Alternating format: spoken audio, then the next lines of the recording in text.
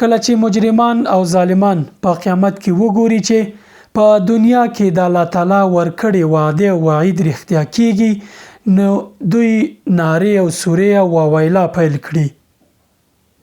ځینې هغو کارونو باندې پښیمانه کیږي چې په دنیا کې تر سره کړي دي خو هلته ورته هیڅ ګټه نه کوي. مخکې له دې چې موږ تاسې په قیامت کې نعوذ بالله په هغه څه باندې پښیمانه شو چې په دې دنیا کې موږ ته په اړه وعدې راکړل شوي دي او ویل شوي دي چې دا کارونه به موږ دوزخ ته بیایي. راځئ په همدې دنیا خپل ارمانونه پوره کړو چې بیا په قیامت کې ونه وایو چې کاش کې مې دا کړی وی او کاش کې مې دا نه وای کړی. په قیامت کې دوزخیان ځینې هیلې لري چې کاش کې په دنیا کې ځینې کارونه نه وي کړي. لومړی ارمان چې دوزخیان به کوي یوم تقلب وجوههم في النار يقولون يا ليتنا اطعنا الله واطعنا الرسول. کله چې دوزخیان په اور باندې د دوی مخونه کباب شي یا واړول را واړول شي نو دوی به وایي چې ای کاش کې مو د الله تعالی او د هغه رسول اطاعت کړی وی یعنی د هغوی خبره مو منلې وی. په دوزخ کې به دویمه هیله یا ارمان د ظالمانو وي. ای هغه خلکو چې پر کمزورو ظلم کوي د خلکو ناحق وینې تویوي وګورئ چې الله تعالی درته څه وایي او تاسې به په دوزخ کې څه هیله کوئ. ويوم يعض الظالم على يديه يقول يا ليتني اتخذت مع الرسول سبيلا. ظالمان بخپل لاس چیچی او وایي بچي ای کاش مې د رسول الله صلی الله علیه وسلم لار نیولې وای یا مې د خبره منلې وای او د په هغه منهج او شریعت باندې تللی وای. په غنو احادیثو کې هم د ظالمانو لپاره سخت خبرداري ورکړل شوی او غواخونه ورته شوی دي. ظالمان به ډیره ناوړه پایله ولري په قیامت کې. مخکې له دې چې په چا ظلم وکړي په دې دنیا کې هر څه معامله له خلکو سره حل کړئ. که مو پر چا ظلم کړی وي بخښنه ترې وغواړئ. باقي په خلکو ظلم مه کوئ.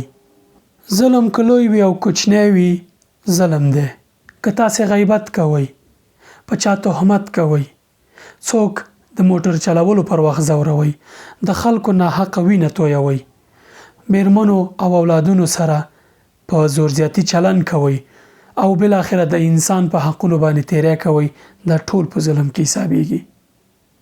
مخکې له دې چې قیامت کې په دغه څه باندې پښیمانه شي په همدې دنیا کې مخنیوي وکړي. د دوزخیانو یو بل لوی ارمان چې په قیامت کې وي کوي خصوصا ځوانان د ورته پام وکړي.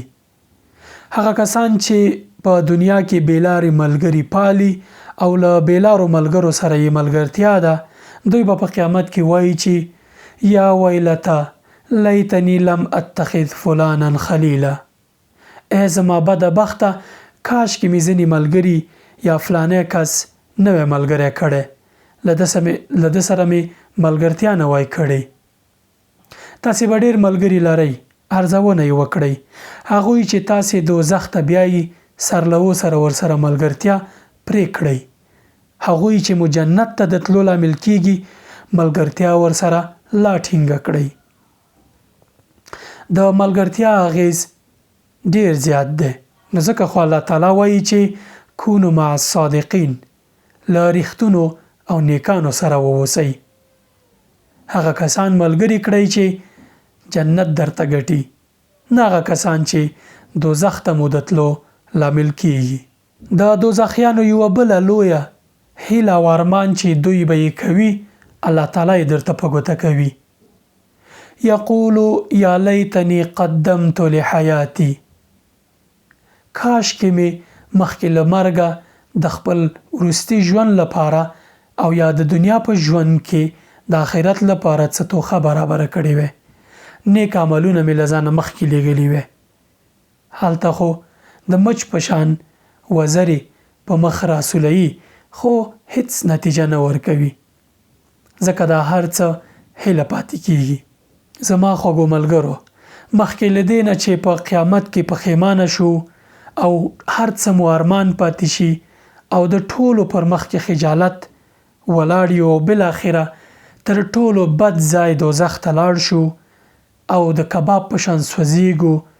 ښه دا ده چې راځئ په دې دنیا د خپل ځان لپاره نیک عملونه وکړو او د آخرت لپاره ښه توښه برابره کړو. خدای مکړه داسې نه چې بیا هلته پرې پښیمانه یاستو په هغه څه چې په دې دنیا کې یې کوو، په هغو ملګرو چې بې لارې دي او موږ یې پالو. الله تعالی ته موږ ډاروي خو موږ یې بیا هم پالو. له داسې خلکو سره له ملګرتیا لاس واخلئ، نیک عملونه وکړئ، په چا ظلم مه کوئ چې بیا هلته پښیمانه نشئ. السلام علیکم ورحمت الله وبرکاته.